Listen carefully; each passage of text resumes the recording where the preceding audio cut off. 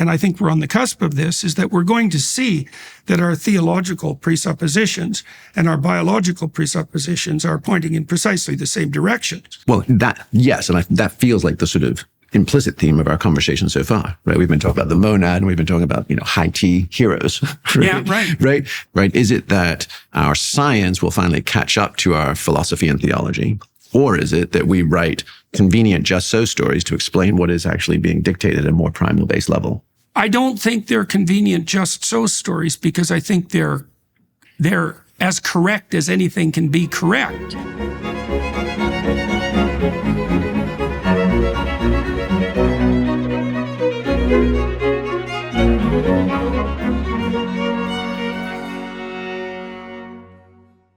Hello, everybody. I had the opportunity today to speak with Jamie Wheal, who's author of Recapture the Rapture. And we talked about his book and his thoughts and my thoughts and my new book as well today.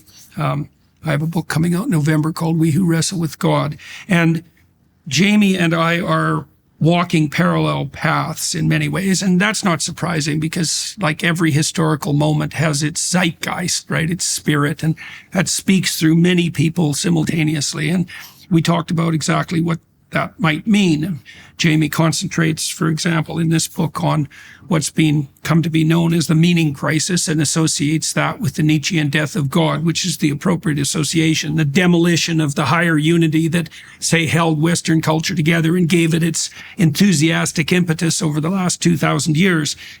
We've exhausted that in a sense, and because of that, people are hedonistic and nihilistic and hopeless and anxious and lost. And that's not a wonderful condition. Now, one of the consequences of such conditions, mythologically speaking, is that it's at those times when something new is born. That's why Christ is born at the darkest point of the year, for example. It's a very common mythological motif. And we examine today what it is that died, I would say, and also what it is that's in the difficult process of being born, and what beneficial and monstrous forms that might take, and how that's making itself manifest in the popular and intellectual culture. And so join us for that inquiry. So one of the centerpieces of the argument that you make in this book, Recapture the Rapture, is derived from Nietzsche's famous observation about the death of God. So I thought maybe we could start by talking about that.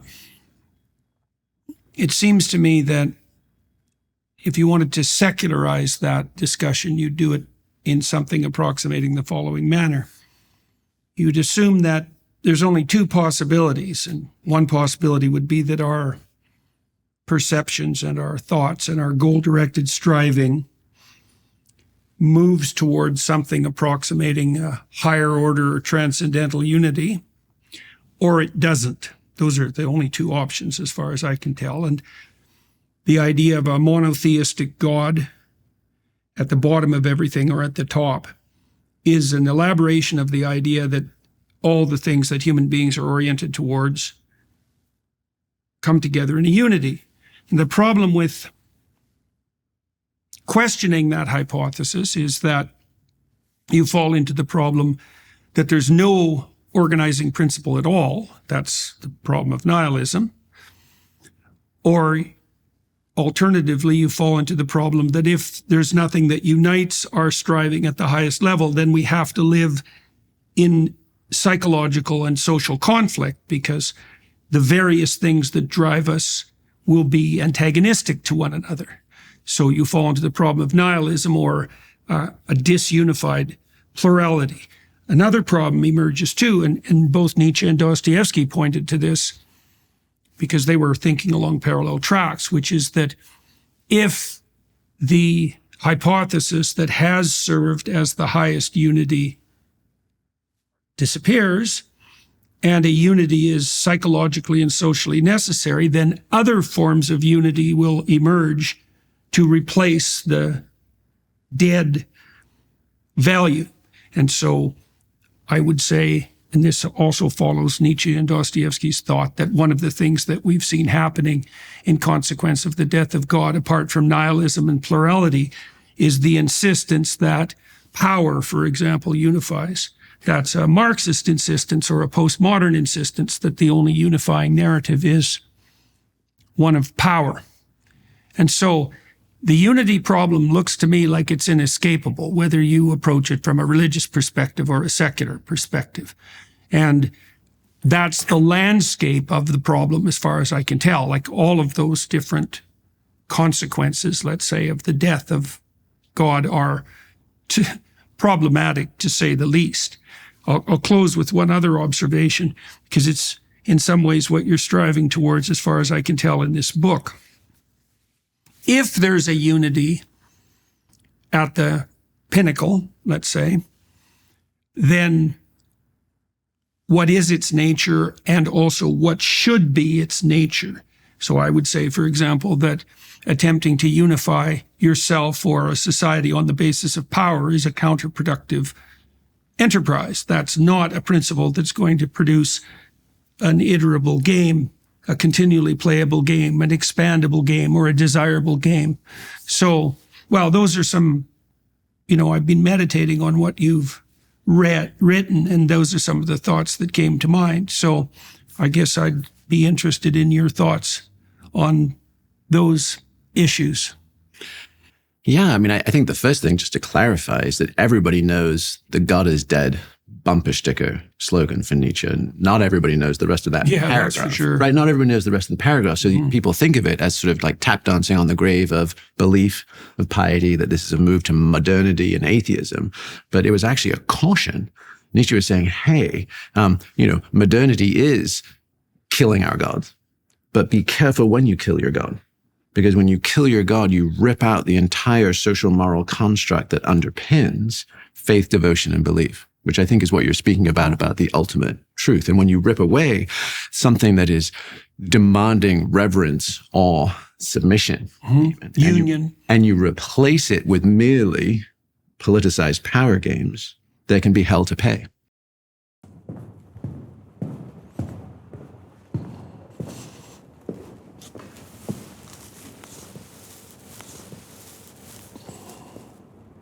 So we could start by talking about depression.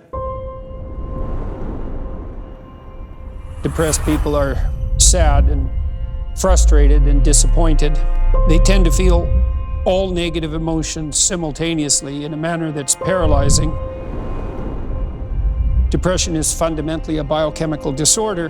One of the things I tried to determine as a good behaviorist was whether the person who was suffering because they were ill in the strictly physiological sense, or whether they were suffering from the cumulative micro and macro catastrophes of life.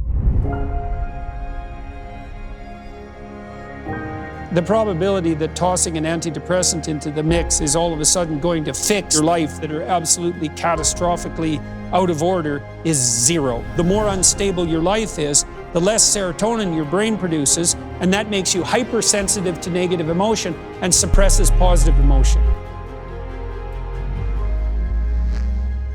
You take the problem, I'm suffering, and then you think, well, why are you suffering? It's exposure therapy.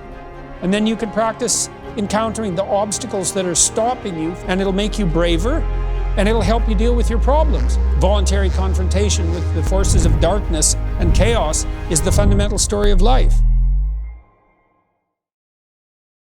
Yeah, well, Nietzsche foresaw that directly, right? Claiming that millions of people would die in consequence of the rise of replacement ideologies, let's say. And this death of God idea, although Nietzsche in some ways pronounced that as a novel occurrence, a once in human history occurrence, that's not true. So Mircea Eliade, who's perhaps the world's greatest historian of religions, has documented this occurrence repetitively throughout history. It's a recurring theme, the collapse of the highest unifying order. It's what destroys cultures. They lose faith in their own presuppositions and and can't undertake the effort necessary to sustain themselves. In consequence, this is so old. So the oldest story we know that we have is called the Enuma Elish, and it's a Mesopotamian creation myth. And it's part of a collection of myths that emerged around the same time as the Genesis story did, and has many of the same narrative themes. You mentioned this in your chat with Elon.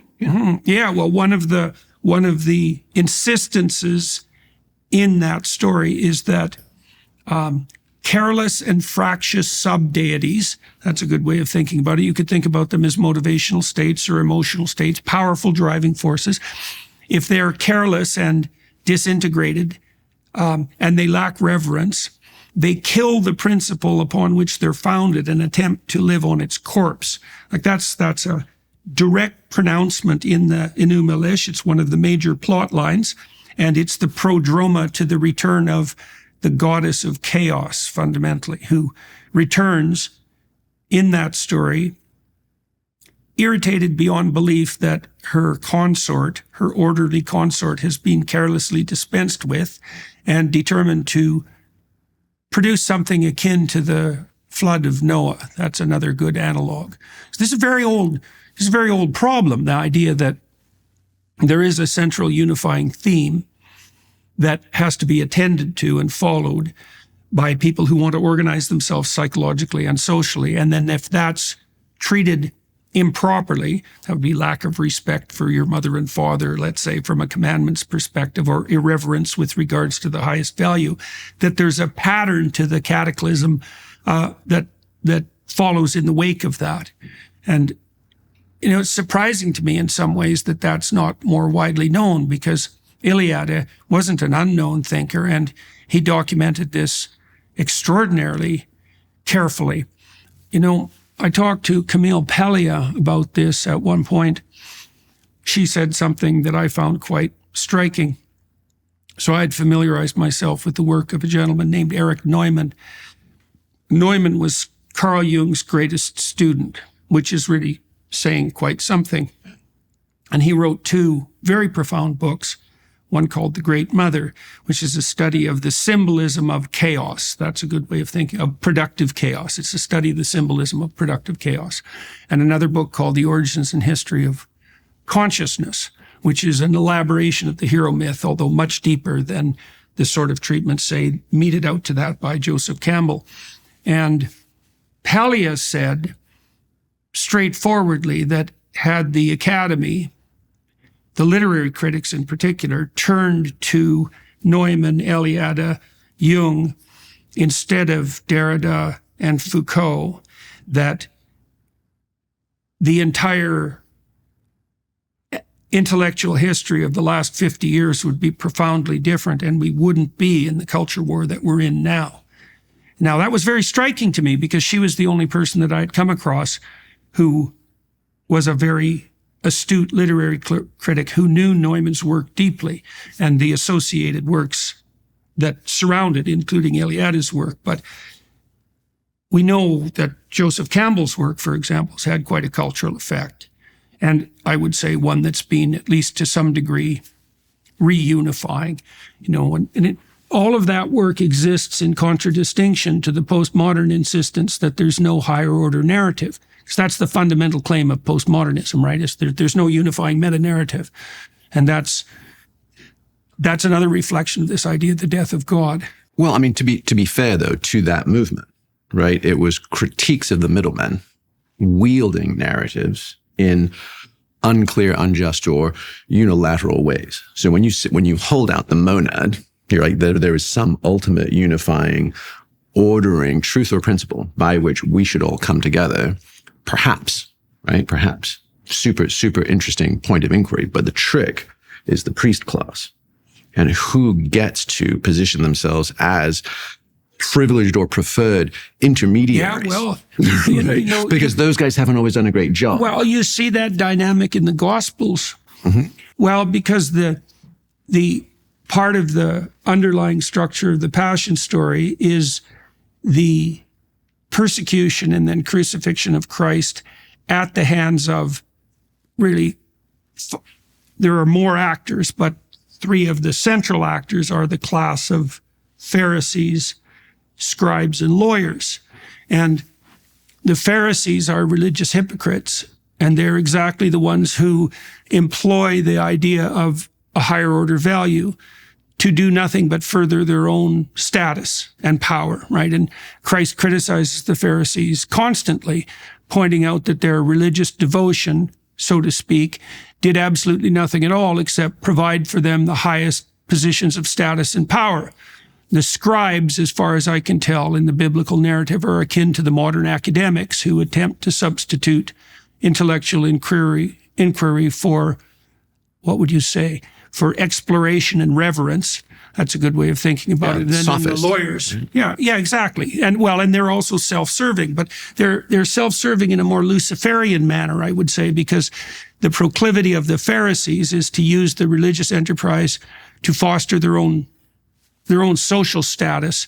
The proclivity of the intellectual scribe types is to place their own intellect, worship of their own intellect in the highest possible position. And then you have the lawyers, and they're the ones who use legalism, again, in the service of their own narrow and self-focused ends.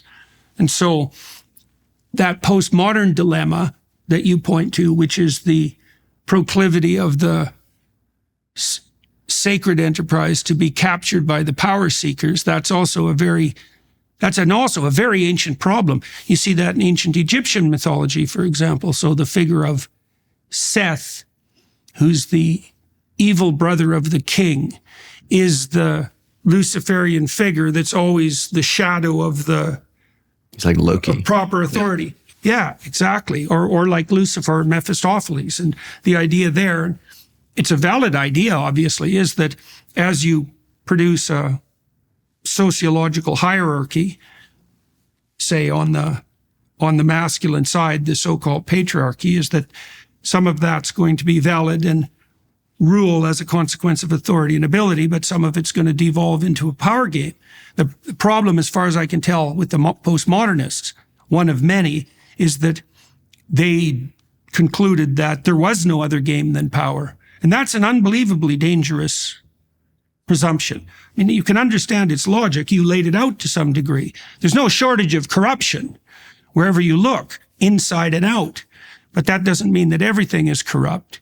And it also doesn't mean that power is the fundamental principle that should unite everything. And of course, the question emerges, and you are exploring this in your book. If it's not nothing, nihilism and disunity, and it's not power, compulsion and force, then what should be at the pinnacle?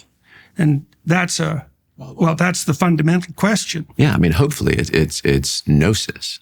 Hopefully it's direct connection to that which is greater than our knowing, and a submission to that, but a willing submission with autonomy, not mediated by corruptible middlemen. So you were speaking, like bring all of this down, because this also sounds very Abrahamic to me. Like you feel like you're sourcing from the Old Testament, code-based, right? Deference to unifying power or authority. And I'm more curious about the New Testament. So for instance, like just recently, let's just bring it down for listeners, right?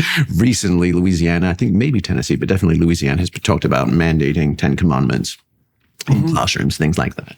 And there's a whole chunk of America that feels like, yes, that is an important return to definitive values, right? Versus this choose your own adventure mishmash of whatever feels good for me. And that tends to be an evangelical proclivity, that requirement. Right. It's kind of interesting because they're Protestants. It's interesting to see that particular branch of Christianity develop this insistence on a return to those fundamental stated values, let's say.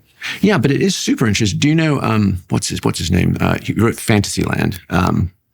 Fantasyland, 500 Years of How America Went Haywire. Kurt Anderson. He was at Harvard, and then he did Studio 360, but he's a sort of popular intellectual historian. And he talks about how, in some respects, the Southern Baptist evangelical Pentecostal movement, right? He uses the Scopes monkey trial as kind of a pivot point. Almost became a pre-Reformation, right, retrenchment of Christian faith, Yeah. because the mainline Protestant faiths, the Anglican, Episcopalian, Lutheran, etc., were oriented with the North. And those faiths, from the Scots-Irish, Appalachian migrations and all the sort of history that had led to it, there was a sort of schism. And the Scopes monkey trial was kind of that, evolution versus creationism. So that was partly intellectual and partly geographical. Yes, and basically the sort of aftershocks of the Civil War. Mm-hmm. And that was when we got this break. And that is how you have, what was the YouGov survey? It was something like 56% of Americans believe in demonic possession. Like America is... Because they watch their politicians. America is a uniquely, profoundly faith-based place compared to Western Europe, compared to all these other places.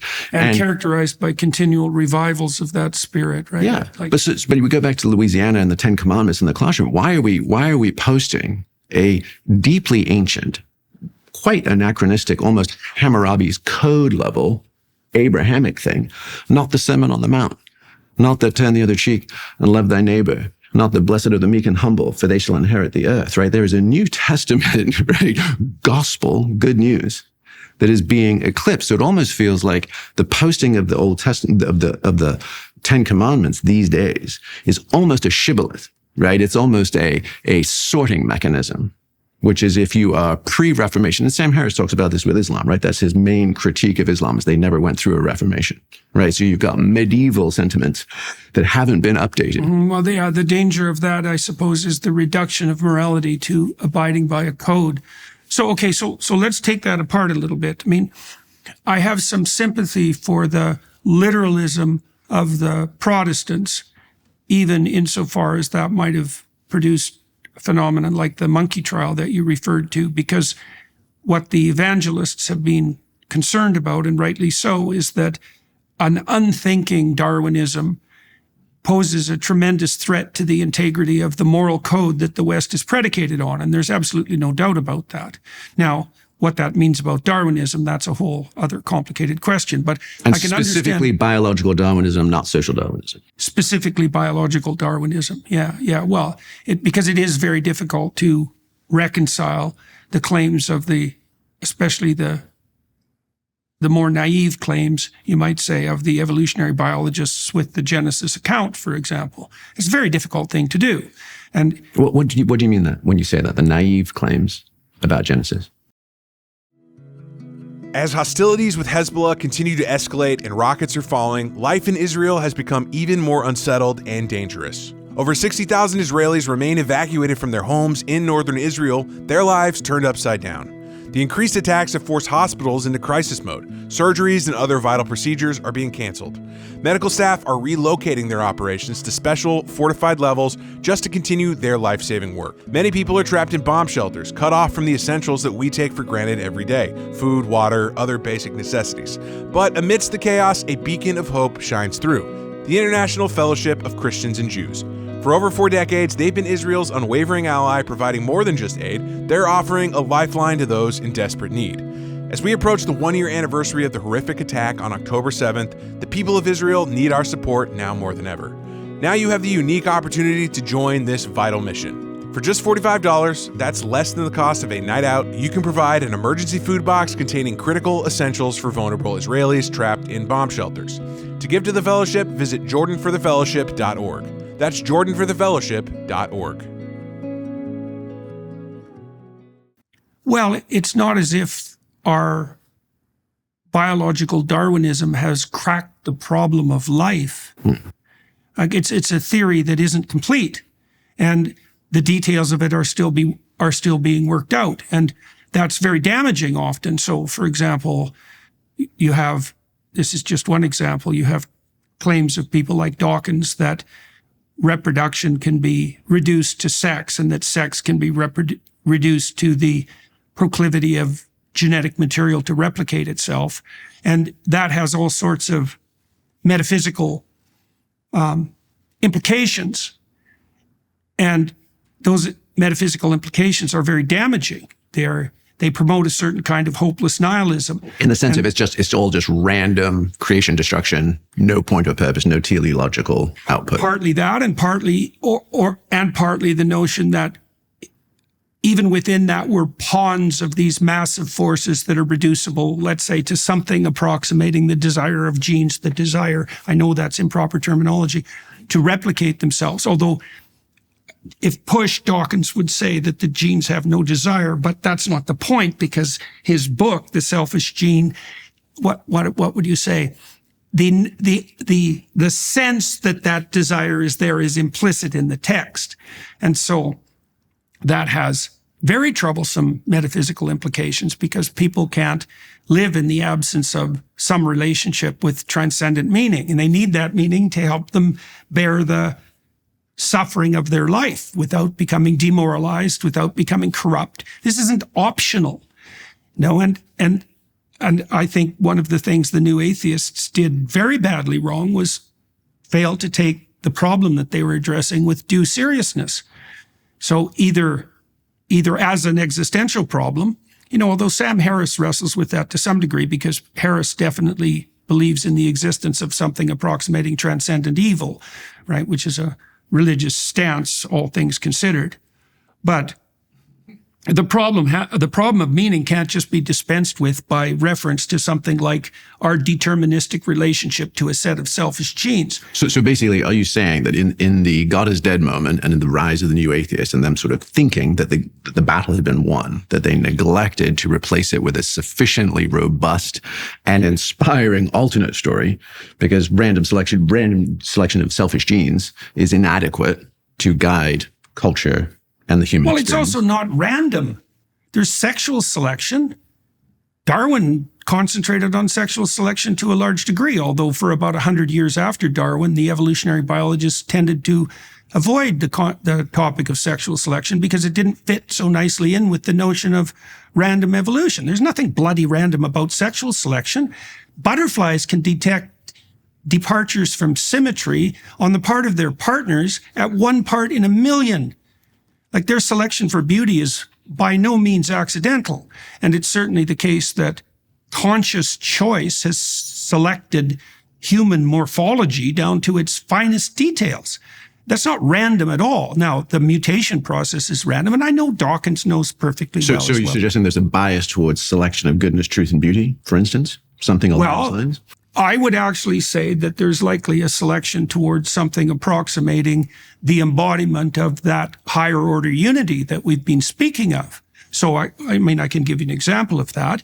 It's like that William Blake quote, "Tiger, tiger, burning bright, thy fearful symmetry," right? Fearful symmetry, right, is noticeable. The patterns, the harmonics, Pythagorean. Yeah, well, you can think about that in relationship to something like the hero myth. I mean, it's certainly no stretch of the imagination to presume that men who embody the heroism that's part and parcel of the hero narrative are much more attractive to women. Obviously. I mean, that's the basis of every romantic adventure story that's ever been written. And so there is something like selection bias in the direction of the same patterns that are portrayed in our most fundamental narratives. And none of that's accidental.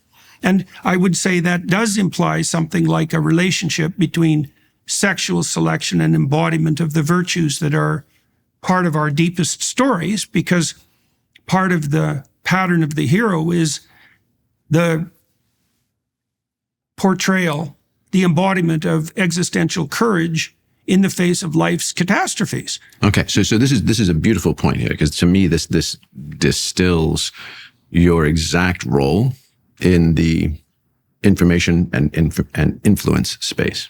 Because we've talked about two things so far, right? One was the erosion of the monad, a unifying truth, right? And then you've also just talked about kind of, in some respects, not biological determinism, but sort of the way things are, right? The Chad, high testosterone, heroic male being true and just, right? The natural outcome. It would be natural that women swoon. It would be natural that he leads his people, those kinds of things. So you are holding, in my understanding of your work, a deep Western, Judeo-Christian, and sort of Enlightenment value space. Would that feel accurate to you?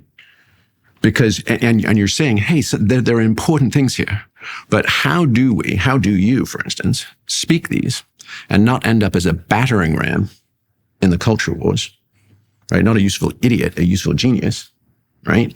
To Christian ethno-nationalism, seven kingdoms, right? Like jihadi for Jesus peeps. Yeah. Or biological determinism and grist for the mill of the incels, right? Yeah. So you're speaking language that comes from a much deeper place, but in our current moment of hot takes, right, and retweets and rage bait, what you're saying has the capacity to get weaponized into some very ugly things that I don't think are from the heart of what you're saying. Well, that happens with hero mythology all the time, right? Partly because it can get fractionated. I suppose part of the attraction of the ethno-national Christian movement that's developing, let's say, on the right, which in some ways is another form of Pharisaism, because it's the attempt by the bad actors on the prejudiced side of the equation to harness the power of Christianity for their own self-aggrandizement. But there's an attraction in that too that's deeper than that, because... And just base tribalism, us versus them, right? Well, that and the fact, yes, definitely, but that also in the fact that compared to a dependent and neurotic male, an aggressive and warrior-like male is attractive. And so insofar as our culture has done everything it could to demoralize young men, in part because of, what would you say, an implicit critique of the oppressive patriarchy, all it does is increase the attractiveness of aggression to the young men who are demoralized. And the Christian nationalist types are capitalizing on that. It's not surprising. I'm not trying to justify it because it's a fragmented story. I mean, the hero, the archetypal hero, has a warrior element, but that warrior element is conjoined with an extreme proclivity for self-sacrifice, and generous social conduct, and reciprocal altruism. Yes. So, and that's an unbelievably important part of the story. Now, you even see this, by the way, in female pornographic fantasies, because we know the landscape of female pornographic fantasy, which tends to be literary, is the object of desire is a man with a well-developed capacity for mayhem. So that, well, the standard characters, the Google engineers mapped this when they were looking at pornography use online in a very good book called A Billion Wicked Thoughts. The canonical hero of female pornography is vampire, werewolf, pirate, billionaire, surgeon. Yeah, mad, bad, and dangerous to know. Right. But what happens in the narrative is that monster, that beast, is enticed into a reciprocal relationship that's permanent. So there's the wildness and the monstrosity part of the masculine psyche that's being portrayed in the fantasies, but then that's something that's, you could say in a way, domesticated, although that's not a perfect term for it, but brought into productive relationship with a woman in the pornographic fantasy, but then the broader community. So there's a balance, there's a very tight balance, and it's one that women are trying to strike all the time in relationship to men, is they want men who are capable and even capable of being dangerous, but they want that encapsulated within.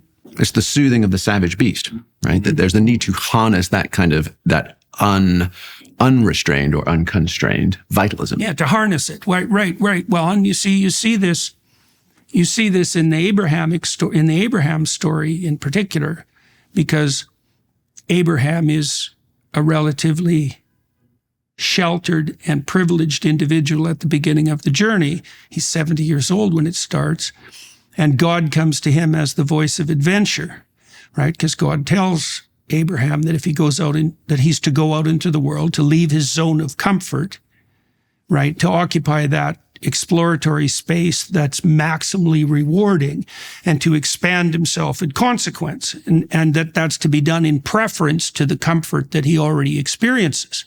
So that's very interesting. It's a very interesting characterization of God, and God makes Abraham an offer, basically, which I think is an offer that's very much worth thinking about from an evolutionary biology perspective.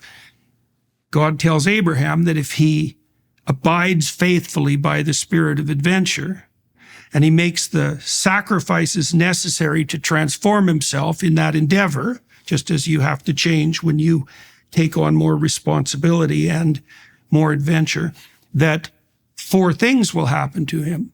His life will become a blessing to him. So that's a pretty good deal, and genuine blessing to him. That his name will become recognized and admired among his peers, but for valid reasons. So he's not a narcissist or a psychopath. That he will establish something of lasting permanence, and that he'll do that in a way that's good for everyone else. Now, is that the explicit that's promise? The covenant. You bet. That's the covenant. Before he jumps? That's the offer that's on the table when the spirit of adventure makes itself manifest. Quid quo. If you do this. That's what God tells Abraham when he's attempting to entice him into the adventure. Because the question that's posed in the Abrahamic story at the beginning is the question that Dostoevsky asked about socialism in Notes from Underground. You know, Dostoevsky's critique of socialism, which was a successful socialism, was essentially this. He said that if you provided people with all of everything they needed and wanted at hand, he said, so they had nothing to do but busy themselves with the reproduction of the species and the eating of cakes, right? So it's a hedonistic paradise, an infantile hedonistic paradise is, well, what could be better than that? And Dostoevsky's response was that if you provided people with nothing but that, they would smash it to bits just so that something interesting would happen, because that there's an impetus towards upward moving development that overrides everything else, including the mere satiation, let's say, of material needs. That's also exemplified in the image of Jacob's ladder, this sort of upward extending pathway to the transcendent that Jacob determines to traverse when he decides that he's going to change his life. Well, so here we've got higher and lower. You're saying that might be an aspirational kind of soul urge, right? But then like Bob Sapolsky's work at Stanford could also just be dopaminergic novelty seeking, in the sense that we flatline when we're faced with everything we always want. It is dopaminergic novelty seeking, because we're hardwired to get the 4x return on what's new, different. Yeah. Right? So we discount current value. So that system that you're describing, the dopamine system, that's an appetitive reward system, and it signifies the possibility of consummatory reward. So it's a quest system. And it's not a cognitive system precisely, because the dopaminergic system is grounded in the hypothalamus, which is an unbelievably old part of the brain. It's right on top of the spinal cord. It's the basic motivational control system of the entire brain. And the dopaminergic system is instantiated in that. Half of the hypothalamus is concerned with fundamental motivational states like thirst and hunger, lust, defensive aggression, etc. The other half is focused on exploratory behavior. So, and that's approach behavior, that's movement forward. And so that, if you think about that, the action of that system, that dopaminergic exploratory system, that is what's instantiated in hero mythology. And it's a fundamental source of the kind of reward that people really like to pursue, but it is associated with exploration and expansion, not with satiation and consummatory reward, right? It's a very, very different notion of reward. You know, when you said, is this, I can't remember precisely your wording, is this nothing but, I know you didn't exactly say that, the action of the dopaminergic system. I would say, well, my sense is that, and I think we're on the cusp of this, is that we're going to see that our theological presuppositions and our biological presuppositions are pointing in precisely the same direction. As the neurosciences got more sophisticated, that's become more and more obvious. Well, yes, and that feels like the sort of implicit theme of our conversation so far, right? We've been talking about the monad, and we've been talking about, high T heroes, right? Yeah, right. Right? And so potentially, right, is it that our science will finally catch up to our philosophy and theology? Or is it that we write convenient just so stories to explain what is actually being dictated at a more primal based level, beyond our ken and beyond our will and motivation? Well, I don't have a point of view on that, but I'm curious about it. Well, I don't think they're convenient just so stories, because I think they're as correct as anything can be correct. I mean, let me give you an example of that. So the hero myth that's laid out in the Passion story has as part of its structure the insistence that there's nothing that's more transformative than the willingness to embrace the full horror of life, right? Because that's what the Passion story is. It's an archetypal tragedy taken to a metaphysical level. And it's an archetypal tragedy because Christ technically undergoes virtually all the varieties of suffering that are possible. Yeah. Right. Okay. Absolutely. But accepts that, right? Or even welcomes it, which is a very strange thing. But that's not where it ends, because there's a mythological surround of image and story that accompanies the Passion that also insists that after Christ is crucified and died, he harrows hell. And that's something like a forthright confrontation with the domain of malevolence itself. But the story is very straightforward. If you think about it from a developmental perspective or a biological perspective, the story is that there's no way that you can adapt to life without embracing all of its horrors, including the human proclivity for evil. And then there's an additional addendum to that, which is the degree to which you'll be redeemed is proportionate to the courage that you embody in that confrontation. And I think that looks to me just to be correct. And so it's not a just so story, unless life itself is a just so story, because the alternative hypothesis is that you could adapt property to life by shrinking from its most aversive elements. And that's preposterous. Like, I can't see any circumstances at all under which you could make a credible case that that could possibly be true. Because even when children are trying to expand their competence, let's say, in a relatively incremental manner, what they're always doing when they do that is putting themselves on the edge of their ability and flirting with catastrophe. You know, you can do that foolishly and dangerously, and sometimes that's useful, but you can do it in a manner that's incremental and sensible, and it works just as well. So that, or even better, right? I mean, play is arguably just the ability to make mistakes without fear, right? That's what all animals do, all mammals do. Wolves do it, kids do it, and that might be also the highest form of engagement. Well, and volitional novelty generation. So rather than just faceless, formless, pointless evolution, creation, destruction, right? When free will comes into the mix, we get to create new. We get to explore the adjacent possible.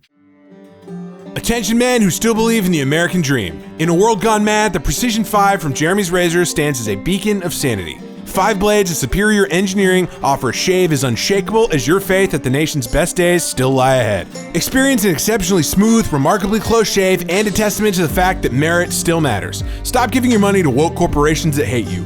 Get Jeremy's Razors Precision 5 instead. Available now at jeremy'srazors.com, walmart.com, and Amazon Prime. Well, and that seems to be no different than the biblical notion, for example, that human beings are constructed so that the role they play is one of co-creation. I mean, that's stewardship. What's implied, and stewardship. That's what's implied in the initial Genesis narrative, when there's an insistence that we first see God characterized as the creator of all things, and then we see human beings characterized as made in the image of God, which obviously implies some lower resolution embodiment of that creative capacity. And that seems to me to be perfectly accurate. And I do think that that's as good a definition of what consciousness constitutes as anything that's ever been described. I mean, we are playing constantly. We play with the possibility that's in front of us exactly the same way that the God in the initial phases of the Genesis story plays with the tohu vabohu, which is the chaotic possibility out of which reality itself emerges. And there's a perfect isomorphism there. And as far as I'm concerned, you can map that. We have mapped that neuropsychologically I mean, the further reaches of that exploration haven't been integrated completely into the culture yet, but it's there. So then you get sort of Stuart Brand's whole Earth catalog bit about like, we are as gods, we may as well get good at it. So how do you say isomorphically, right, we are the same, we are made in the image of, and we are sort of doing another version of that? And how does that not end up in narcissistic inflationism?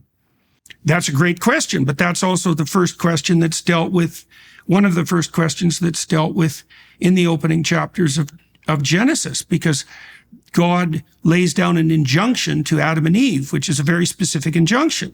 He says he basically tells the first two human beings that they have full freedom in the garden to interact with everything that's there, to name it, to steward it, to utilize it, but they're not to eat of the fruit of the tree of the knowledge of good and evil.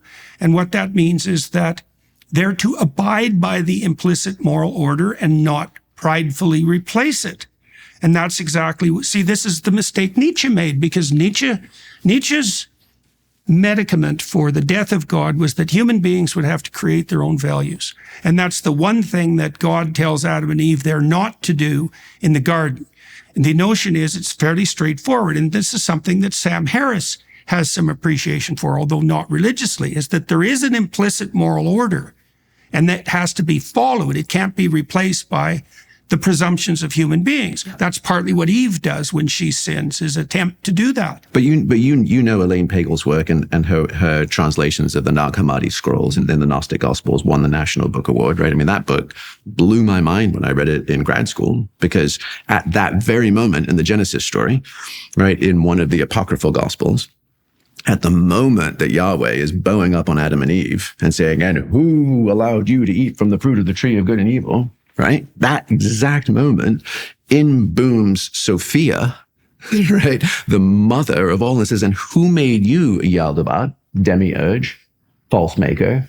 And why are you flexing on your children? Yeah, well, that's the Gnostic interpretation, and I would say that's actually, as far as I'm concerned, that's part of the flaw in Pagel's work, is that proclivity towards Gnosticism, because there's a reason that original demiurge, let's say, lays down the law. And the reason for that is that there is a implicit moral order. And, you touch on that in your book in one part in particular, when you talk about the infinite game. Yes. And this is another way of, this is another way of conceptualizing the implicit moral order, let's say, is that, and so, for example, if you and I only interact once, and I have the chance to take advantage of you for me, you could argue in a sense that there's every reason for me to do that.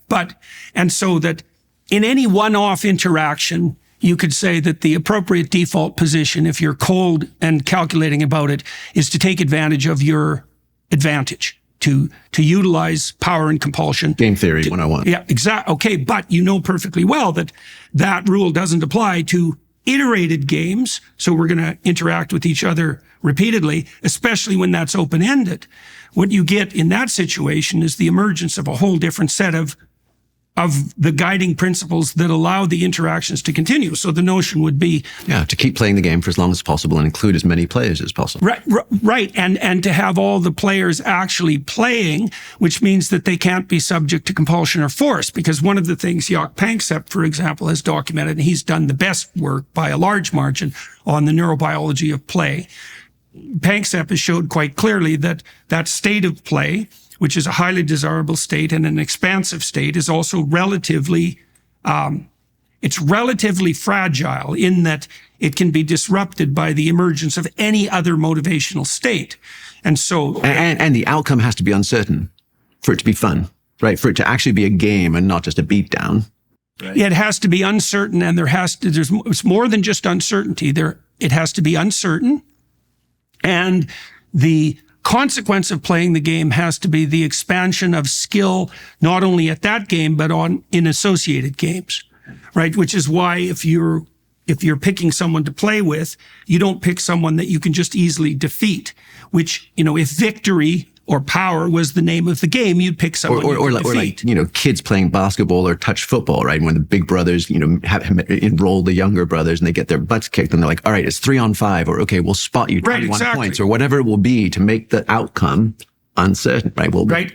Uncertain and challenging. Yeah. Right. So we can all play full out and not know how it's going to turn out. Yes, because you want that to be a consequence of the game. And it's very interesting to see, and it's very interesting to think through the fact that if children have a choice, if they're even remotely well socialized, they'll pick a fair and challenging game over certain victory. Yes. Well, as far as I'm concerned, that mere fact alone does irreparable damage to the hypothesis that the fundamental motivating force in human endeavor is power. Because if it was power, you'd pick the easy victory every time. Like, why wouldn't you?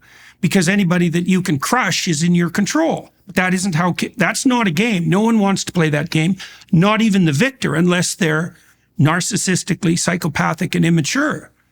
And so it's so interesting because in a free choice situation, children and adults as well will pick a game of optimized challenge over a game of certain victory. And I think that you can expand on that. You can make that a general principle of motivation. This is exactly the choice that Abraham makes. Our 2 golden retrievers do that. We have a young puppy who's giant, 90 pounds, and his big sister who's only 60 pounds. And he started being a bully and she stopped playing. Right. And then now all he ever does is flop over and play the submissive to her so they get to play. Right. So they've evened it out. Right. Exactly. And you can see that, as Panksepp showed, mammals in general seem to have a specialized play circuit, and it is regulated by precisely that. So one of the things he demonstrated, which was Nobel Prize worthy as far as I'm concerned, because it was a remarkable discovery, was that if you pair juvenile male rats together in repeated bouts, the dominant rat, so that would be the one has a 10% weight advantage, because that's enough to allow a rat to reliably pin its opponent, which is what they like to do in their wrestling bouts.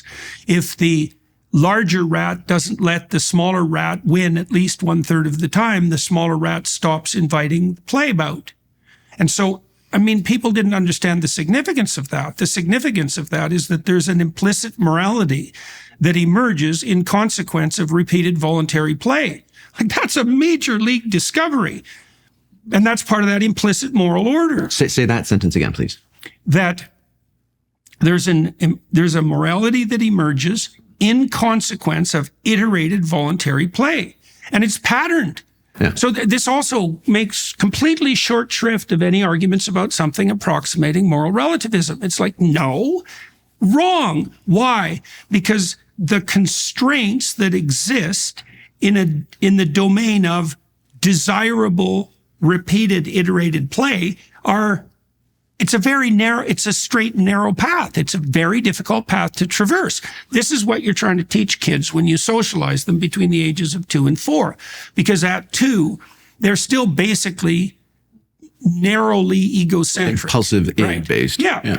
They want what they want whatever it is they want to be granted now, regardless of consequences for themselves in the future or other people.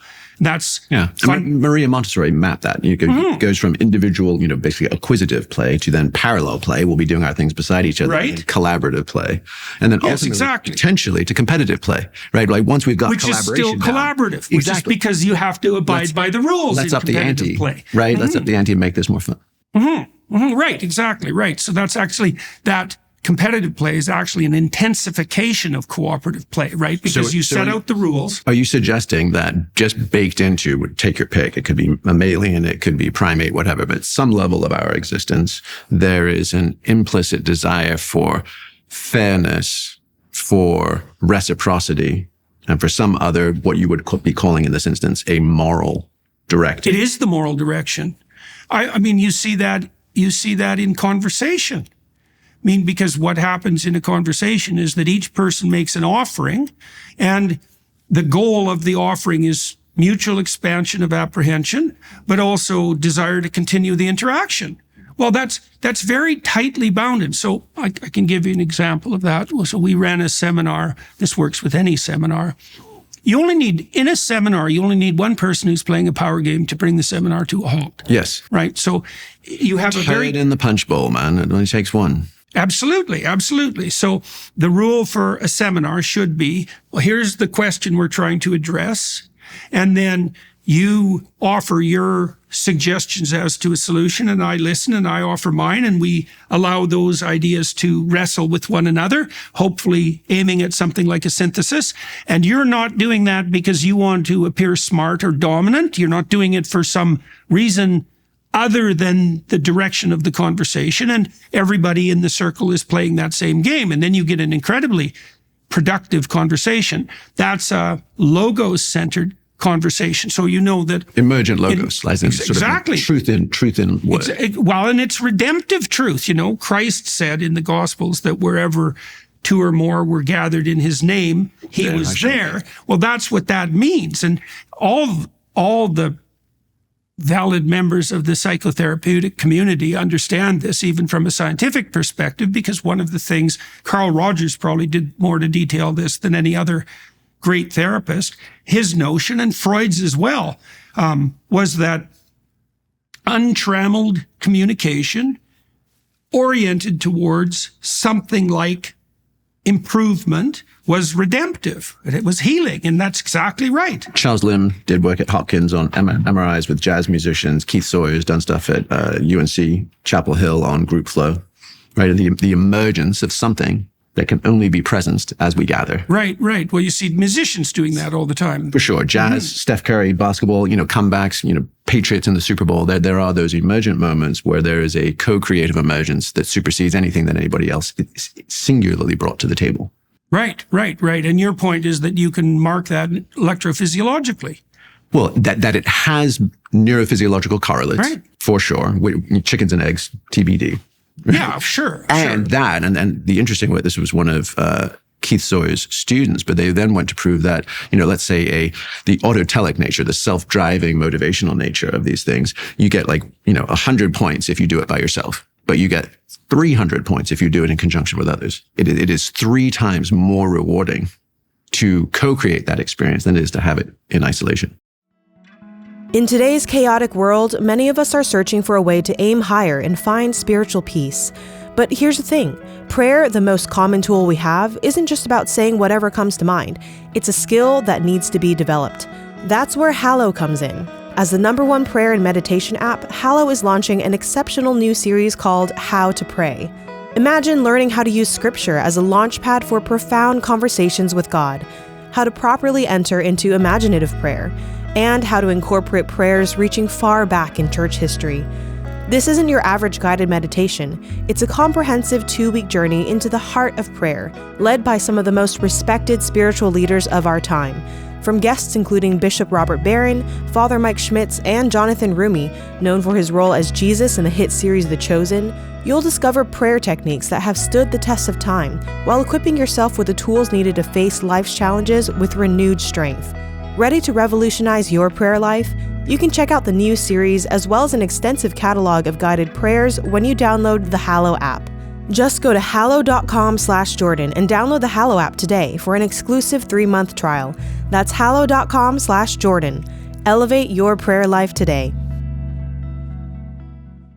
Yeah, well, that's probably an indication of something like the relative payoff, because it's definitely the case. This is partly too why the injunction to love your enemies is necessary, because the biggest payoff you're going to get from a genuine discussion is one that you have with someone whose views are maximally different than your own, but who is playing an honest communicative game. Yes. And so why is that an enemy? Well, you tend to presume that anybody who varies in their fundamental presumptions from you is on the other side of the fence, but they're also the people that have the most to offer if they're playing a straight game. Yes. And so, well, can we try that?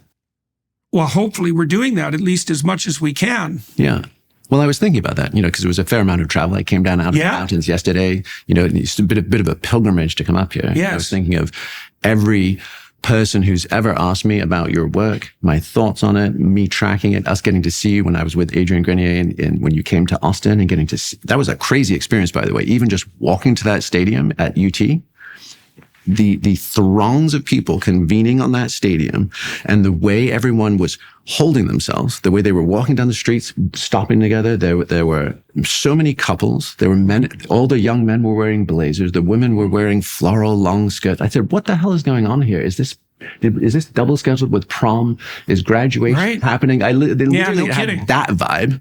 And the last time I had been to that stadium and seen anything like that amount of kind of magnetic draw was when John Mayer and the Grateful Dead had played there. So I was like, what on earth is about to happen?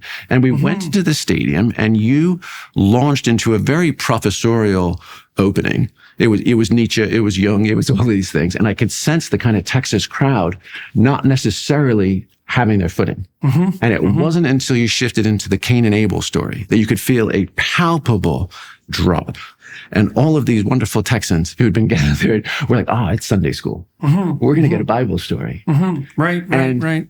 And so speaking of, the infinite game, which if anybody is curious, that's James Cass's concept of finite and infinite games. Finite games are win-lose, right? And have a victor and a victim.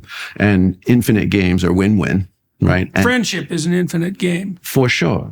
And and I'm sure you've seen the study on like Dark Triad folks on both sides of the political spectrum, right? That fundamentally anybody in the moderate middle, the sort of 90% middle, don't score for Dark Triad, narcissism, Machiavellianism, sociopathy, or authoritarianism. But sadism. I know they've added that one. So they had to add it right? Because it was lurking at the edges. Totally. Just the idea you get off on doing those shitty things. Yeah. But that 5% on the far left and 5% on the far right do score off the charts for those. Yeah. And then you map that with Tristan Harris's research, right? The Center for Humane Tech, those guys, that 90% of all social media is governed by 10% of posters. Yeah. So you break that 10% in half, and you've got the Dark Triad folks, the 5% and 5%, posting 90% of what we see and believe each other are about. So, absolutely. So there's no. Well, that's a much better way of construing the political landscape than the political manner of construal. Like a large part of the pathology of the culture war is actually the parasitic predators on the edges. What would you say? With massive amplification, algorithmic amplification. And the protection of anonymity. Right. And that's really bad. And so you've got Silicon Valley business interests amplifying it algorithmically to sell ads. Yeah. But you've also got bad international actors. Oh, yeah. You've got North Korea, Iran, and Russia. China. Right? Oh, yeah. Russia and China, all looking to crack the edifice of this liberal democratic experiment. Yeah. So enabling the psychopaths, that's a good way to do it. Right? Yeah, you bet. So the risk I'd like to take and ask you, which is my experience is that you are taking a stand for the most deeply Western traditional expression of the infinite game. And you're saying, don't throw babies out with bathwater. There's something profoundly valuable here in both the Judeo-Christian spiritual tradition, theological tradition, as well as the emergence of Western liberalism. Yeah. Right? Because that's your whole hyper-allergic reaction to Stalinism, right? You're saying there's something precious here. And it is under threat from all sides. It's under threat from precisely the actors that you described. And you're taking a stand for the infinite game, but you are becoming a weaponized battering ram for Christian ethno-nationalists playing the finite game. So can you, never mind the woke social justice folks, they can't organize their way out of a goddamn paper bag. At this moment, they are not actually a threat. They're a pain in the ass, but they're not a threat. Militant Christian ethno-nationalism being inflamed by Putin, right? KGB stooge, continuation of the Stalin lineage, being undermined and eroded by Christianity. Like, if you could police your own side of the culture war more and call those folks up to truly Christian values, not weaponized ethno-nationalism, then you would unlock something in the culture war debates that we're not getting when you get positioned via audience capture and echo chambers as just beating on. Well, people have tried to throw me in with that lot fairly regularly over the last 10 years, and it hasn't been very successful. I mean, I would say a lot of the activity on that front right now has been coming out of, what would you say, the Nick Fuentes crowd online and all the people who are associated with that, absolutely pathological movement. And Tenet Media, right? They've just gone. Yeah. Well, so what does that imply? Well, it implies that the Pharisaic danger is always with us, which is that the highest possible virtues can be weaponized by the worst possible actors. In fact, that's exactly what they'll do. I mean, one of the things you see, for example, with the Dark Tetrad types is that one of their ploys is victimization. So, yes, right? Either I'm special, or I'm vulnerable, or I'm righteous, both. Or then I'm vindictive. Like it's a cascade. Yeah. But they're extremely good by temperament at playing the victim card. Yes. And so it's an extraordinarily effective ploy when you're dealing with conscientious people, because you can make them feel guilty, or agreeable people because you can make them feel sorry for you. And so that kind of covers the political spectrum. The psychopaths capture the liberals with agreeableness, and they capture the conservatives with conscientiousness, because they tell the conservatives, well, you're more racist, you're more prejudiced, you're more sexist than you should be. And they try to guilt them into that. Yeah, they use guilt. Yeah, they use empathy for the left, and they use guilt for the right. Oh, and the agreeableness is on the part of the audience. Like I play the victim, so I'm agreeable, so I'm going to try and help you. Absolutely. And it's particularly easy to capture women in that manner, because they tend to be more agreeable. So they're much more susceptible to victimization ploys. And it's not surprising. I mean, because women are in a very complicated situation, because when they have infants, at least for the first 8 months of the infant's life, they have to be 100% empathic. And so you have to be able to do that. Now, the problem with having an orientation to the world that's fundamentally predicated on empathy is that the psychopaths can game it. Yes. And I mean, that is the fundamental problem. This is also why we know, for example, that young women are much more susceptible to the blandishments of the Dark Tetrad types, because they can be manipulated in consequence of their empathy, and they don't have the worldly experience to tell the difference between people who are in trouble and people who use claims that they're in trouble to do nothing but manipulate.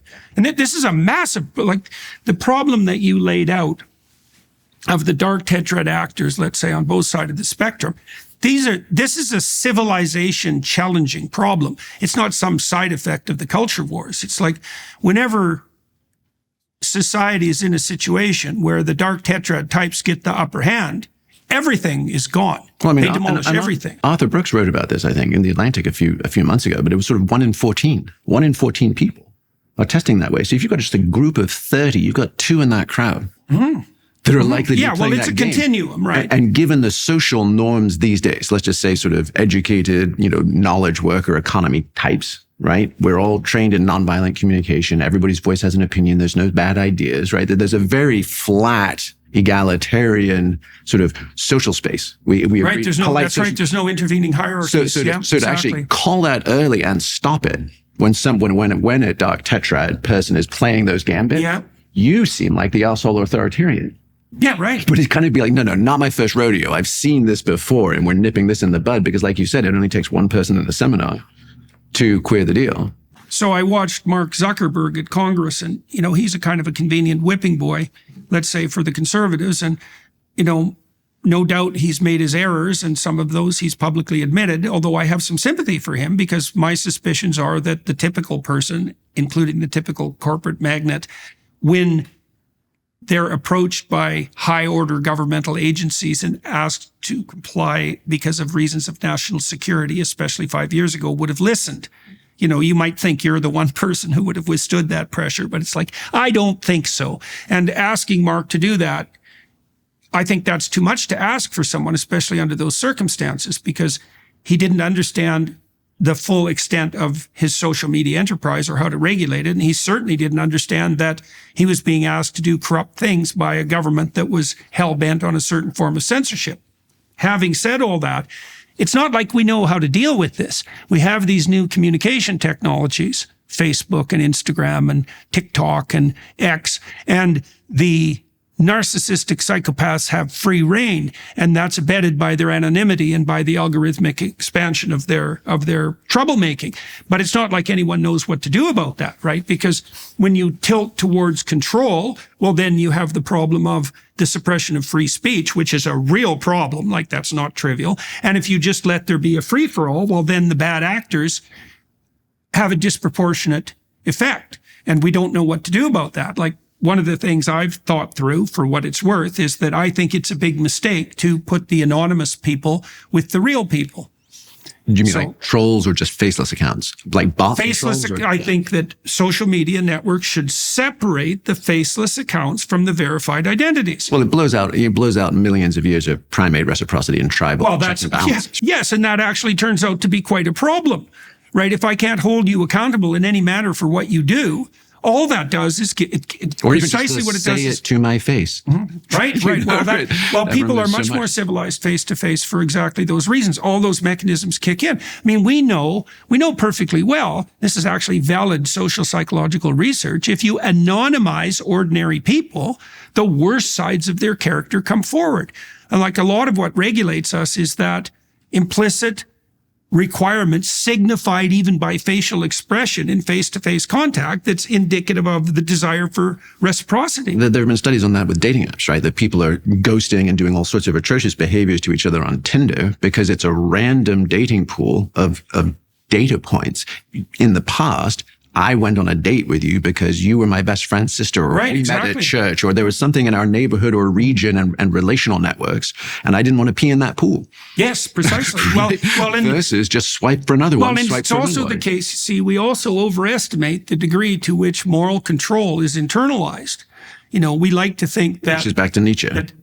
We like to think that if we're good people, it's because we control ourselves. It's like, that's not right, really. It's more subtle than that. There's some of that that's correct in that people do have a conscience and sometimes abide by it. But the reason that the typical good person is good is because they're socialized enough to be socially acceptable or even desirable. And what that means is that a ring of people surround them constantly.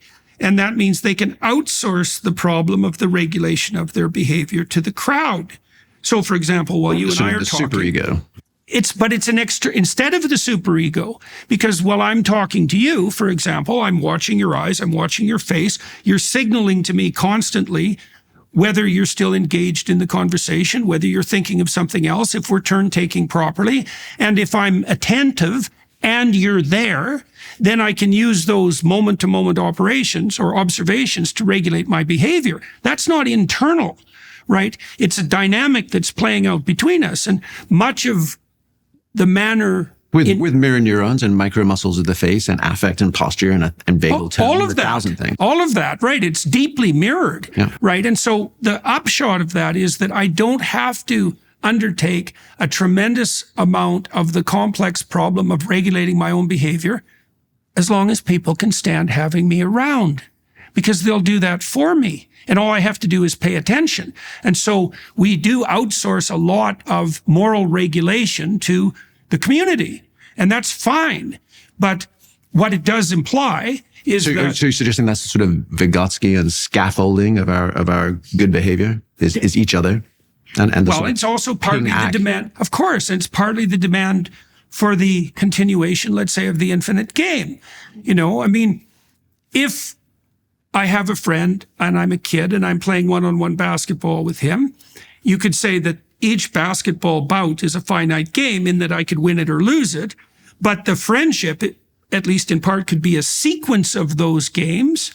And the rule for a sequence is something more like, well, try being a good sport and fun to play with, which is, well, that's way different than win, right? It includes winning, because if we're going to play, I would like you to try to win. Because part of being a good sport is playing full out. Exactly. In a fair game. And the fair part of it is a nod to that higher order morality that's part of, say, an infinite game rather than a finite game. But all of that's embedded and embodied in all of our social communicative practices all the time. The psychopathic types and the narcissistic types, they just use that to manipulate. Right? They're not using it to play a finite game or to play an infinite game. And this is interesting too. They use which bit? well, whatever information they derive from the social interaction, they just put to their own self-serving purposes, right? They're just using it to facilitate manipulation. And you might ask, this is a perfectly good question, well, why not do that? This is why people like Andrew Tate are attractive, let's say, to the incel crowd. It's like, if I can manipulate you and I can get what I want, then why the hell shouldn't I do it? That's just will to power 101. Yeah. Precisely. Why shouldn't I take advantage of that? Why shouldn't I lie and cheat and steal if it means I get my way? Well, part of the answer to that is, well, that might work momentarily, but you're also playing an infinite game with yourself. And we know perfectly well that the typical outcome of the psychopathic pattern of interaction is negative for the psychopath himself. They're incapable of learning from experience, for example, so they repeat their errors. They don't modify their own behavior. And so if you're a psychopath and a narcissist and Machiavellian, you can optimize certain forms of short-term return, but it's a really bad medium to long-term game. So even if you don't include other people in the purview of your moral sentiment, if you're a psychopath, you dispense with your future self. That's why so many of them end up in prison. Well, okay, so you probably know these stats stone cold, but right, so large numbers of psychopaths end up in prison, but then also 1 in 3 Fortune 1000 CEOs are at least sociopaths. I doubt that. But you doubt it? Yeah, no, I don't believe that. I think that's overblown, and I think there's a lot of implicit leftist, anti-capitalist idiocy in those studies. That doesn't mean there aren't plenty of Machiavellian people, some of whom occupy positions of power. But the problem is, it's not to become, to become successful in any enterprise that iterates, you can't screw people over. Not very well, because they remember, and people have evolved modules for remembering cheaters. Like, we're very good at remembering cheaters. Yeah. And so most people who are engaged in complex reciprocal social interactions can't be psychopathic because they get caught. So now, can I ask you a question on the capitalist thing that you just mentioned? Yeah. Because I've heard you say a couple of things in I don't know, however long, the last couple of years. One was, I think it might have been in your conversation with Elon, talking about any sort of neo-Malthusian, we've got too many people question, right? And that being sort of what you were describing as sociopathic. And then something along the lines of capitalism and individual achievement attainment, right, being a noble and virtuous good, right? And therefore, high net worth CEOs, billionaires, et cetera, should be valorized, not kneecapped, right? Which, in my reading of you, I took to be sort of against tallest poppy gets whacked socialism, right? You're saying, hey, you have to preserve space and valorize humanity. We can't hate ourselves, right? That on the population question. And if there is somebody who is ingenious, creative, bringing value to society, they shouldn't be kneecapped or, regressive taxation, No, you should put them in positions where you can exploit them. No, I'm serious. This is the reason for meritocracy in places like Harvard, because the reverse view is, everybody deserves a chance, let's say. And look, it's not like there's nothing to be said about that, but it isn't that we're awarding positions at Harvard because we're benefiting the people who get the positions. That happens. That's not the reason. The reason we pick the smartest and most competent possible people we can to educate deeply is so that everybody else can benefit from their ability. That's the reason. The reason for meritocracy isn't to reward the meritocratic. That's necessary because otherwise they'll stop being productive. But there's a Pareto distribution in terms of productivity. And the Pareto distribution is a vicious game.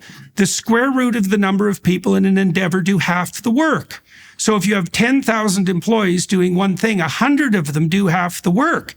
It's like you want to reward those 100 because the whole 10,000 and then beyond depend on them. And so you need to tilt society in the direction of rewarding the kind of behavior that's of broad benefit. Now, it's going to benefit the individuals as well. Yes. So can I pose to you a thought experiment? Yeah. Okay. So in hearing that, right, fundamentally like pro-free market, pro-individual accumulation of wealth, and pro kind of a progressive expansion of humanity, population, et cetera. But let's just wind back the clock, way back machine to like 1970. And because that's a good inflection point, or 70 to 73, you've got Friedman doctrine, right? That's when Friedman first writes, sole responsibility of corporations is shareholder profit. That's when you've got Club of Rome saying, hey, we can't, infinite growth on a finite planet. We're going to cook this thing, right? You get Paul Ehrlich's population bomb, right? You get those famous bets. You basically get those two arguments. You get, are there too many of us, and or is there too much of a lopsided distribution of profits and wealth? Yeah. Right. Now, at that time, when those arguments they weren't new at the time, but let's just say they were distilled at that time, you had a 30-to-1 CEO to average worker pay ratio. Now it's over 300. Yeah. Right? So that's a big difference. That's a 10x. That's an order of magnitude change. Is that argument still true? And if so, for how much longer? And when you and I were born, there were half the humans on this earth.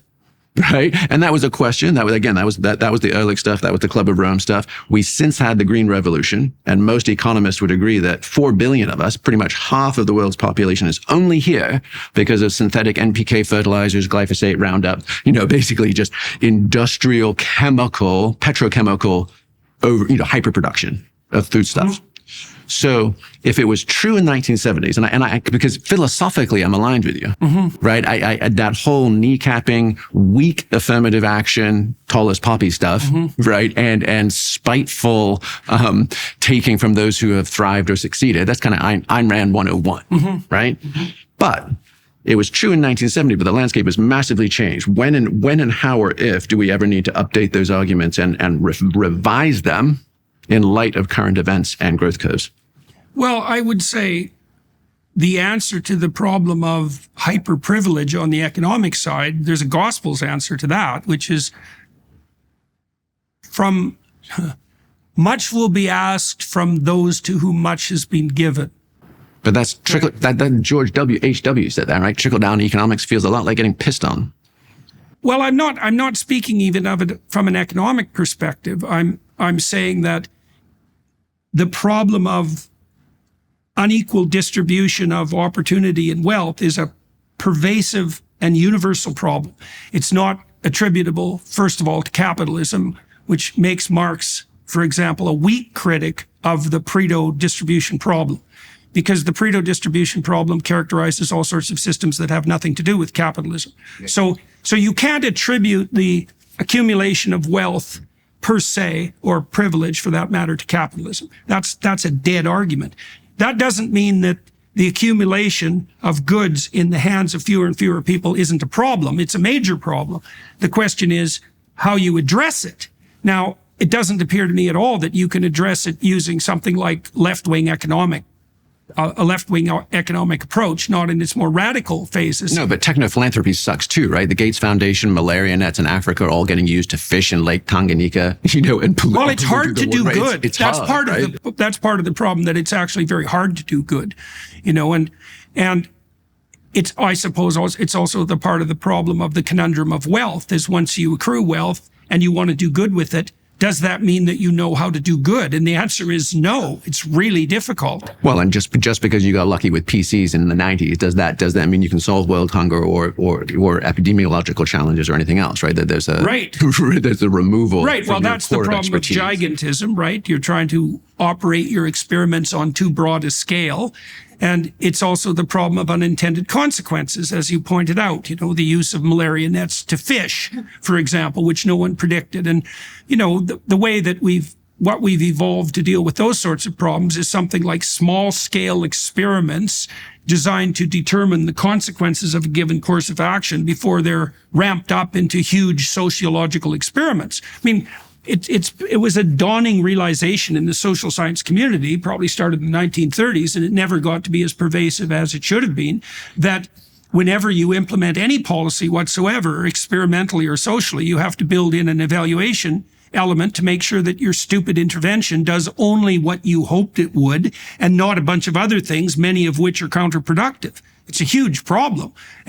But it's not reducible, let's say, to the problem of billionaires per se, because the other advantage of having a multitude of extremely wealthy people is that you have massive pools of capital that can be implemented for all sorts of technological reasons. And you also have a diversity of, what would you say, sources of power, which is a good check against authoritarianism on the political side.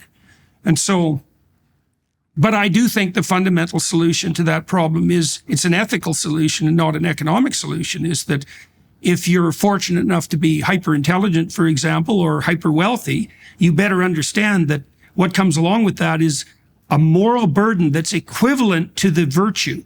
And that if you don't bear that, you're going to be not only a destructive force in the world, but also a destructive force for yourself. There's no free lunch, even if you're rich. Well, that's an interesting thing, because what I feel you're doing here is you're merging, right, a free market, almost Randian, right? The alphas get to alpha with what we started with your higher order code or implicate moral law. So rather than just saying a free market sorts it all out and it has its own implicit, logic, right? And those at the top deserve to be. You're saying, hey, it's not sufficient. Yeah, you're seeing now you're bringing in right the Judeo-Christian. I think the scientific game has to be embedded in the Judeo-Christian game, let's say, but so does the free market game.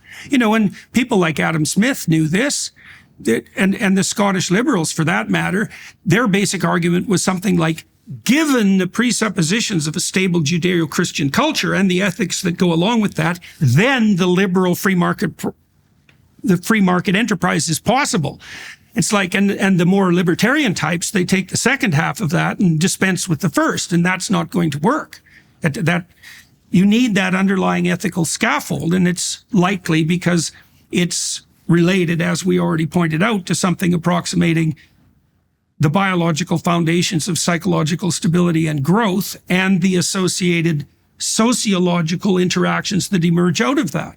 You can't dispense with that. So, well, let's talk about this, because my curiosity, it feels like, and you're writing a new book right now, right?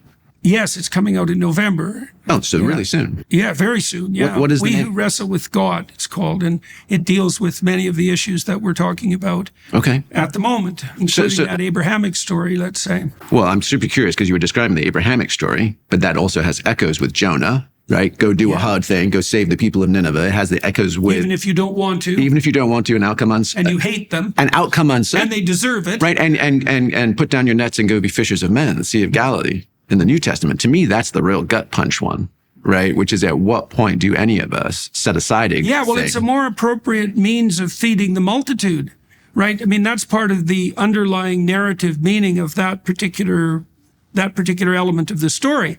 If you're a fisherman, you feed people, and that's a noble enterprise. But if you entice people into the proper ethical relationship with one another, you feed everyone, right? And that's part of a reflection of the fact that what makes a society wealthy, even in the free market domain, let's say, is the underlying ethos of something like iterable reciprocity. It's the precondition for wealth. And so Christ transposes the fisherman. He says, well, you're playing a very useful social role, but there's a meta role that you could play that would do what you do, but more effectively, and a bunch of other things at the same time. That's akin, for example, to his suggestion that the intelligent and wise, wealthy individual would sell everything to obtain the pearl of great price, right? Because there's one thing to know that's so valuable that everything else pales in comparison. That's also relevant to the discussion of what to do with wealth. I mean, if you're a billionaire and you're a self-centered hedonist, it's like, well, first of all, you're going to be a very damaging social force, but it's going to tear you into pieces in manners that you could hardly even imagine, because you don't get to misuse a gift without paying a vicious price for it. You see this with very intelligent people when they go down the Luciferian rabbit hole.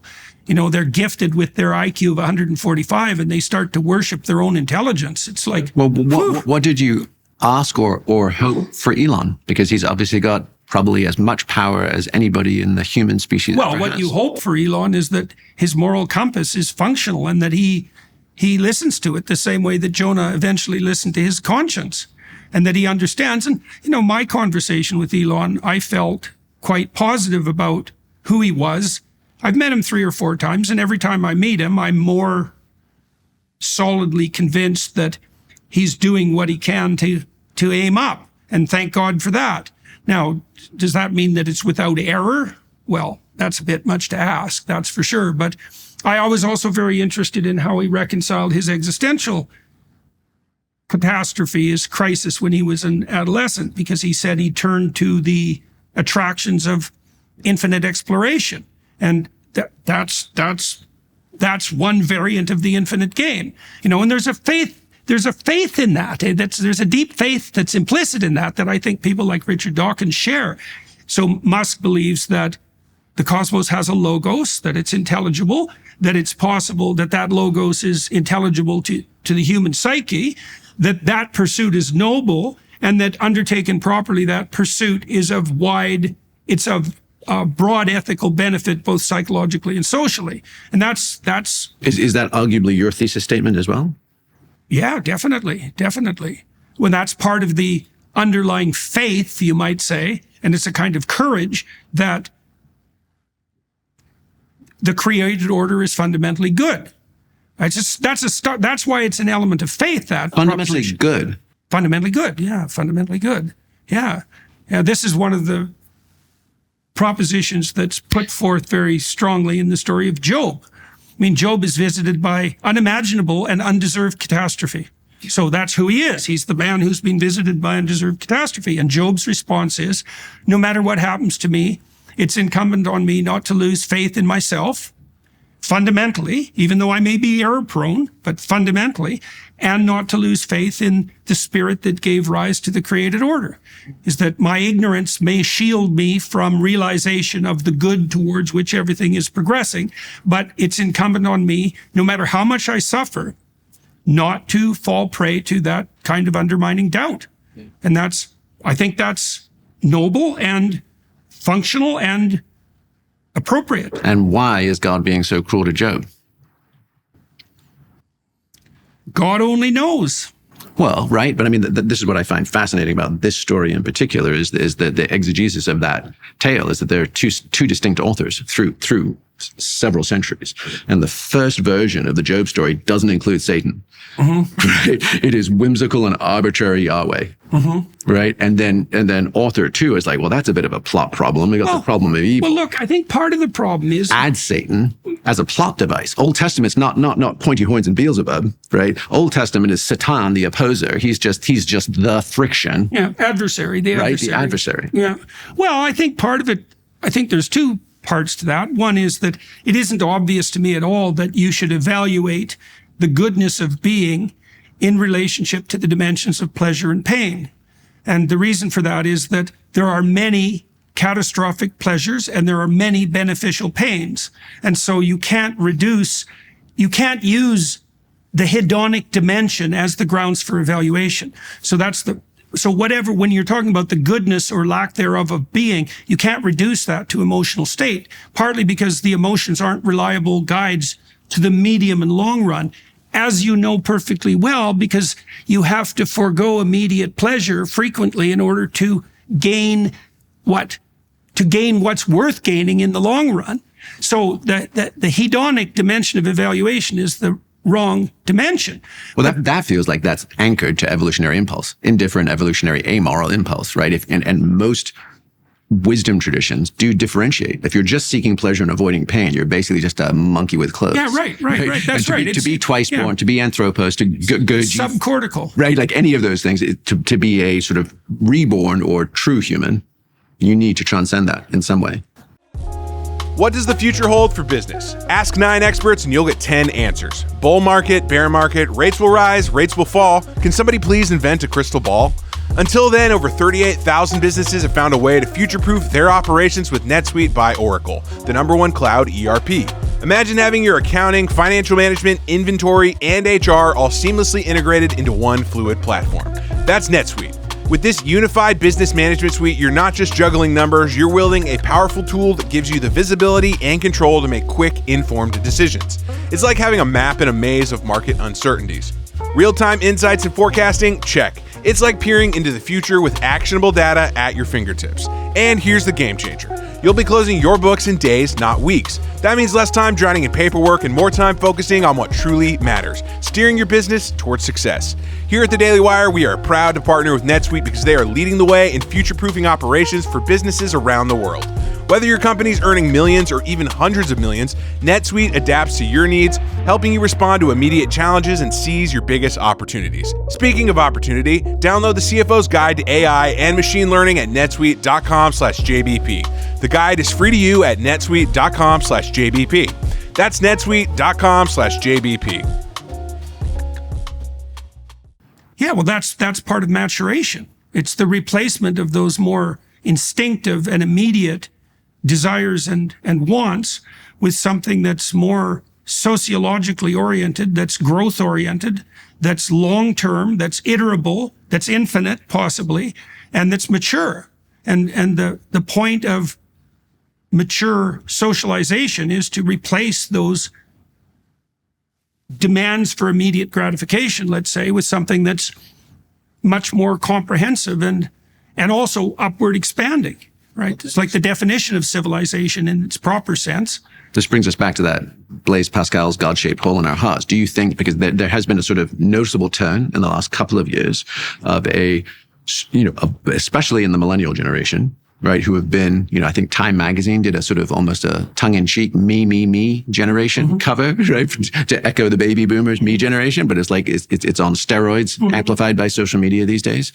And Tara Isabella Burton, I don't know if you know her work. She wrote Strange Rights, which is a fascinating. She's an Oxford PhD, and it's everything from Soul Cycle to Sleep No More to Burning Man, like just contemporary expressions of semi-religiosity. She writes in the New York Times, and she's been writing about a turn towards orthodoxy and how more and more people are going back, not just back to church where they might have gone as kids, they're like seeking out Eastern Orthodox. They're seeking out like pre-Vatican Latin Mass. There was even an article in the Texas Monthly on, what do they call them? The Ortho Bros. And there's a whole set of, and again, this is curious, but alt-right podcaster bros, right? Sort of like infiltrating an Armenian Orthodox church in Houston. Let's do this because we're running out of time on the YouTube side. Let's save exactly that discussion for the additional half an hour on Daily Wire. Okay. We can talk about that compensatory rebirth of, well, not only the religious spirit, let's say, but the more orthodox religious spirit, and we can take that apart. Right. So let's do that. So everybody who's watching and listening, you can join us on the Daily Wire side for the continuation of this conversation, and that's what we'll delve into. We've noticed, and we talked a little bit about, Jamie and I talked a little bit about this before the podcast, that there have been noticeable public conversions, even from the atheist adjacent types like Ayaan Hirsi Ali and Neil Ferguson in recent years, Russell Brand for that matter, and that is emblematic of something deeper that's shifting. And so we can talk about that in more detail on the Daily Wire side. So join us for that. Thank you very much for, well, at least the first part of this conversation, and we'll continue momentarily. Thank you, everybody, for watching and listening today.